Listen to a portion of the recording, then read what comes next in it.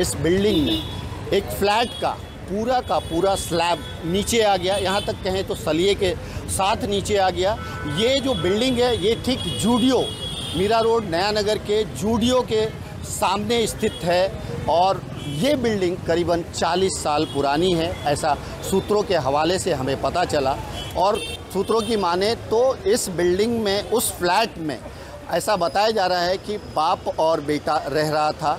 बाप की हालत बहुत ही नाजुक है, वो वॉकहार्ड हॉस्पिटल में एडमिट है और बच्चा जो 3.5-4 साल का करीबन है उसकी ऐसा बताया जा रहा है कि डेथ हो गई है। और सबसे दुखद बात यह है कि ये बिल्डिंग करीबन 40 साल हो गया इसको। और जब हमने यहाँ के कुछ लोगों से बात किया तो उन्होंने कहा कि 10 साल से इसका रीडेवलपमेंट प्रोसेस चल रहा है। आप सोचिए 10 साल से अगर किसी बिल्डिंग का रीडेवलपमेंट प्रोसेस चल रहा है और वो अब तक पूरा नहीं हुआ है तो उसके पीछे ज़रूर कोई वजह होगी। जब हमने वजह जानने की कोशिश की तो ये कहा गया कि सारे लोग आपस में कहीं ना कहीं मतभेद था। आप देखते होंगे जब भी इस तरह की कोई बिल्डिंग रीडेवलपमेंट प्रोसेस में जाती है तो आप देखेंगे कि उसमें गुटबाजी हो जाती है, गुट बन जाती है। कोई कुछ मांग करता है, कोई कुछ मांग करता है, कोई कहता है मुझे इतना चाहिए, कोई कहता है मुझे इतना चाहिए। और इसी वजह से कहीं ना कहीं ये बिल्डिंग इतने लंबे सालों तक जो है प्रोसेस नहीं हो पाया और आज इस तरह की दुखद घटना हो गई है। स्क्रीन पे आपको वीडियो दिख रहा होगा, उस वीडियो में आप देख सकते हैं कि इस फ्लैट की क्या हालत है, इस बिल्डिंग की क्या हालत है।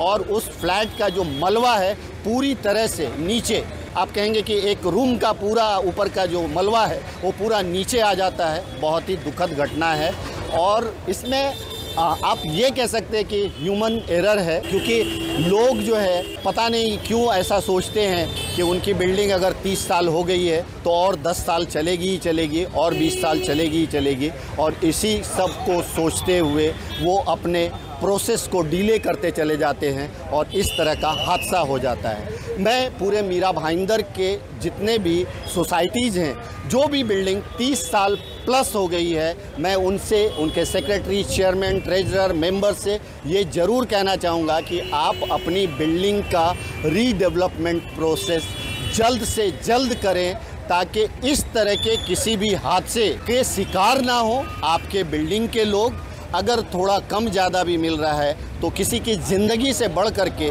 ना पैसा हो सकता है ना और कुछ हो सकता है। तो मुझे लगता है कि इस पे ध्यान देने की ज़रूरत है। और मैं सरकार से भी ये ज़रूर कहना चाहूँगा, ऐसी बिल्डिंग जो 30 साल प्लस हो जाती है उसका time to time structure audit कराएं और अगर उन्हें लगता है कि ये बिल्डिंग पूरी तरह से धोखादायक है तो उसे खाली कराया जाए ताकि इस तरह का हादसा न हो सके। तीसरी बात, अथॉरिटी से मैं ये भी कहना चाहूँगा कि इस तरह की बिल्डिंग 30 साल प्लस की बिल्डिंग जब आपके पास रीडेवलपमेंट प्रोसेस के लिए आए तो उसे जल्द से जल्द आप उसे पूरा करें, उस प्रोसेस को कंप्लीट करें ताकि लोग जो है परेशान ना हो।